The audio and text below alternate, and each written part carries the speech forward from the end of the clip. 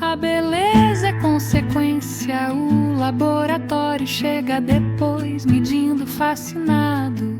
O cientista honesto admite: eu descrevo o que a abelha já sabe.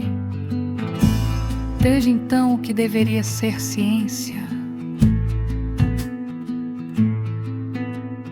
não autoridade, não certeza, não dogma acadêmico com linguagem opaca.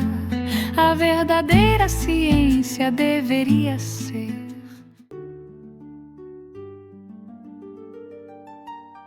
Olá! Hoje a gente vai fundo em um material que recebemos, um ensaio filosófico que pega duas palavras que, assim, a gente usa o tempo todo, né? Consciência e ciência. E ele vira essas palavras do avesso. A nossa missão aqui é quase uma arqueologia, sabe? Primeiro a gente vai tentar desenterrar o significado original e esquecido de consciência, que é, assim, muito mais bonito do que a gente imagina. E depois a gente vai encarar uma crítica bem afiada que o ensaio faz. A ideia de que a ciência, quando ela é endeusada, quando vira esse Deus moderno, pode se tornar o exato oposto, uma forma de inconsciência. É como se a gente fosse fazer uma investigação mesmo, né? Rastrear a origem, a trilha etimológica dessas palavras, para sacar a ideia por trás. Com a consciência, a gente vai ver que a essência dela não é tipo estar sozinho com seus pensamentos. É um saber junto. E já com a ciência, o paradoxo é esse. Ela só é grande quando se sabe pequena. Quando ela é um método humilde de busca e não, sei lá, um trono de verdades absolutas. Gostei da ideia de investigação. Então vamos lá, pegar a nossa lupa. A gente começa pela poesia que foi esquecida na palavra consciência e depois a gente vira essa lupa para a ciência e vê o que ela reflete. Ok, vamos do começo mesmo. A raiz da palavra. O ensaio nos lembra que consciência vem do latim conscientia. Que quando a gente separa, fica óbvio, né? Fica muito óbvio. Com é com, junto. E cientia é saber, conhecimento. Então, assim, na lata é saber com. E aí vem a pergunta que muda tudo. E que o texto coloca na mesa. Saber com o quê? Ou com quem? Exato. Porque a gente tem essa tendência de achar que consciência é algo que acontece só dentro da nossa cabeça. Mas a origem da palavra diz o contrário. É saber com os fatos, com o que os nossos sentidos estão percebendo, com o corpo, com o outro, com a realidade. A ideia fundamental é que não existe consciência no vácuo. Ela é sempre uma relação. Isso já vira a chave, né? Mas o ensaio vai além. Ele diz que no latim clássico tinha uma outra camada de sentido, que eu achei, assim, fascinante. Consciência também era a testemunha interior. Isso. Aquilo que sabe comigo enquanto eu faço alguma coisa. Exatamente. Não é um saber teórico, é um saber que acompanha a experiência. Pensa na expressão consciência pesada. O ensaio usa esse exemplo e é perfeito. Sim. O peso não vem de um juiz externo, de alguém apontando o dedo para você. Vem de dentro. É esse saber que te acompanha e, não te larga depois de uma ação. É como se a consciência fosse um olho interno que vê tudo. Uma testemunha que a gente não consegue enganar. Entendi. Então, saber com não é só sobre o mundo lá fora, é também saber com as próprias ações, com a verdade daquilo que foi feito. Isso. E isso me parece que conecta com o que a filosofia medieval trouxe e que o texto também menciona. Eles falavam em estar com a verdade do momento. Exatamente. E não era uma verdade com um V maiúsculo, sabe? Uma coisa abstrata. Era verdade concreta. O corpo está com frio. O fato aconteceu daquele jeito. A mente está presente no que a mão está fazendo. É a tal da co-ocorrência. É a co-ocorrência. É a mente e o corpo no mesmo lugar, ao mesmo tempo, sabendo juntos da mesma experiência. Por isso que o ensaio argumenta, de forma bem convincente, que consciência não é memória, não é pensamento, não é opinião. É presença lúcida. Presença lúcida. Gostei disso. E essa presença, pelo que entendi, nunca é solitária. A imagem do eremita que o texto traz é muito boa para isso. Nossa, é ótima. A gente imagina o cara lá, isolado, no topo da montanha, como o auge da consciência solitária, né? Pois é, mas ele não tá sozinho. Ele tem consciência com o vento que bate no rosto, ele tem consciência com a pedra dura onde ele senta, com o silêncio da montanha. Faz todo sentido. A consciência dele só existe porque existe essa relação com o ambiente. Sem essa companhia, não há consciência. É um conceito radicalmente relacional. É um jeito completamente diferente de pensar. E a definição que o ensaio usa para fechar essa parte é quase um poema, né? Consciência é o saber que sabe, um espelho que iluminou a si mesmo. E essa imagem do espelho é a ponte perfeita para o nosso segundo ponto. Porque se a consciência é esse espelho que se ilumina ao refletir o mundo, a crítica que o texto faz é que a ciência moderna, muitas vezes, se recusa a olhar para o próprio reflexo. Boa. Vamos entrar nisso, então. A ideia central aqui é um paradoxo, certo? Que a ciência, justamente quando é colocada num pedestal, quando é tratada como essa divindade intocável, pode acabar se tornando uma prática profundamente inconsciente, nesse sentido que a gente acabou de definir. Exatamente esse é o ponto. O autor argumenta que a nobreza da ciência está justamente nela saber que não é Deus. Ela é potente quando é uma caminhante, sabe? Quando está sempre em busca, fazendo perguntas. Sim. Ela morre, ela vira um dogma, no momento em que ela acredita que chegou no destino, que encontrou a verdade final. É quando o mapa se acha mais importante que o território. E essa analogia do mapa é central no texto. A ciência não explica o mundo. Ela cria modelos do mundo, mapas. Mapas. E um mapa é incrível, é super útil, mas ele é, por definição, uma mentira. Ele não é a floresta. Ele é um desenho simplificado da floresta que ajuda a gente a não se perder. E o erro moderno, como o texto chama, é exatamente esse: confundir o mapa com o território. Culturalmente, a gente passou a tratar a ciência não como um método, mas como uma autoridade moral, um escudo. A ciência com prova virou o novo está escrito. E a alma original da ciência, que é a dúvida, que é a humildade, se perde nesse processo. Todas as nossas verdades científicas são, no fundo, falsas. É uma afirmação bem radical. É radical, mas se a gente pensar bem, é libertadora. Não significa que são inúteis. Pelo contrário. Significa que são provisórias. Ah, entendi. A ciência genuína, como o ensaio descreve, é aquela que sussurra. Olha, pelo que a gente viu até agora, com as ferramentas que a gente tem, parece ser assim. A ciência que virou dogma é a que grita. Está provado. A discussão acabou. Certo. É a humildade de aceitar que o mapa de amanhã pode ser melhor que o de hoje, que reconecta a ciência à consciência, a esse saber com a realidade, em vez de só saber sobre ela. Faz todo sentido. Mas então, se a ciência se perde ao confundir o mapa com o território, o que acontece na prática? O ensaio fala numa tirania da lógica. Como que uma ferramenta tão importante quanto a lógica pode virar uma prisão? Ela vira uma prisão quando ela se torna a única régua que a gente usa para medir o que é real. A lógica é fantástica porque é mensurável, mas o mundo é muito maior que isso.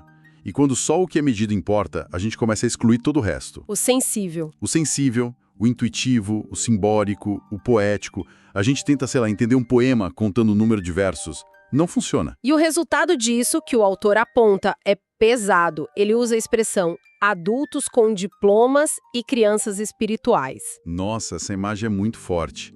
E super atual, né?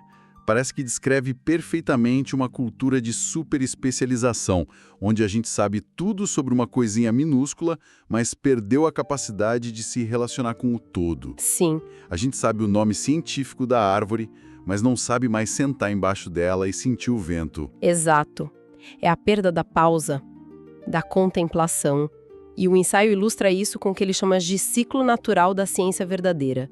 Beta, alfa, beta. Isso. O primeiro beta é a agitação, a curiosidade, as perguntas. O alfa, no meio, seria um momento de silêncio, de observação, de escuta, de contemplação do fenômeno. E aí o segundo beta seria a formulação, o teste, a descrição do que foi visto. E o que a gente tem hoje, segundo o texto, um ciclo de beta, beta, beta. Pergunta, resposta, sem a pausa no meio. É um ciclo vicioso. É uma ciência que corre atrás do próprio rabo, nas palavras do autor. O resultado é esse zumbido mental constante, um mundo exausto que não tem mais tempo para simplesmente observar em silêncio. Ok, o diagnóstico é duro, mas o ensaio não para na crítica, né? Ele propõe uma visão alternativa, uma ciência mais consciente. E para isso, ele usa outra metáfora que eu achei linda. A colmeia sabe mais do que o laboratório. Essa é fantástica. A abelha não fez um curso de engenharia. Ela não leu um tratado de geometria para construir hexágonos perfeitos. Ela simplesmente faz. Certo. A beleza e a eficiência impressionante da colmeia são uma consequência natural da ação dela. Aí o cientista chega depois, mede os ângulos, descreve a estrutura e fica maravilhado. A ciência, nesse caso, é a descrição de um saber que já existe na natureza. Isso coloca a humildade no centro de tudo, né? O cientista honesto, então, seria aquele que admite: eu estou apenas descrevendo o que a abelha já sabe. É isso. E a partir daí, o ensaio lista algumas qualidades dessa ciência mais consciente. Não como uma receita de bolo, mas como um guia. Coisas como ter uma observação amorosa antes de tentar explicar. Sim. Ou usar uma linguagem clara que um jovem de 14 anos entenda, em vez de se esconder atrás de jargões que só servem para criar uma casta de iniciados. E também a flexibilidade, né? A capacidade de atualizar os mapas sem que o ego do cientista fique ferido. Se a gente descobre que a Terra não é o centro do universo, ótimo. Rasga o mapa antigo e desenha um novo, melhor. E aqui, para mim, amarra tudo. Humildade perante o mistério. Aceitar que sempre vai ter mais território desconhecido do que mapas desenhados. Quando a ciência tem essa postura, ela é brilhante. Ela é um instrumento que nos aproxima da verdade. Mas quando ela esquece disso e se acha a própria verdade, aí ela vira o que o texto chama de religião tecnocrática. Uma religião com seus próprios dogmas e sacerdotes. A conclusão do ensaio sobre isso é bem poética. Diz que a ciência que a gente deveria amar é simples. É a que observa, descreve, aí se cala um pouco e contempla o que ainda não sabe. Isso. Com a curiosidade de uma criança vendo a chuva pela primeira vez. Qualquer coisa muito diferente disso, conclui o autor, é só soberba. Então, no fim das contas, o que fica dessa nossa análise? Para mim, são duas ideias que se completam. A primeira é essa redescoberta da consciência. Não como uma coisa isolada na nossa mente, mas como uma conexão, um saber com o mundo. É algo que se faz, não que se tem. E a segunda é a redescoberta da ciência, tirando ela desse pedestal de dona da verdade e colocando-a de volta no seu lugar de origem, uma ferramenta humilde, um método para observar e criar mapas cada vez melhores da realidade. Exato. Mas nunca confundir um mapa com a paisagem real. Perfeito. Uma consciência que é relacional e uma ciência que é um método. E isso tudo, levanta uma última questão, que talvez seja a mais importante. Se a gente junta essas duas ideias que o ensaio nos trouxe. Se a consciência é a nossa capacidade de saber com o mundo de forma presente, atenta, integrada, e se a ciência é o método que a gente criou para observar e descrever esse mesmo mundo, a pergunta que fica no ar é: será que a forma mais elevada, mais bonita de fazer ciência não seria, na sua essência, um ato de profunda consciência? Um exercício de saber com o universo? E não apenas de tentar dissecá-lo à distância, como se a gente não fizesse parte dele? Fica aí a reflexão.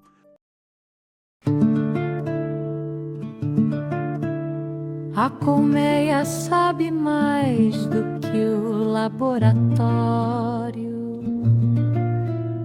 A abelha não lê física para construir hexágonos perfeitos. Ela não precisa provar nada. Ela faz.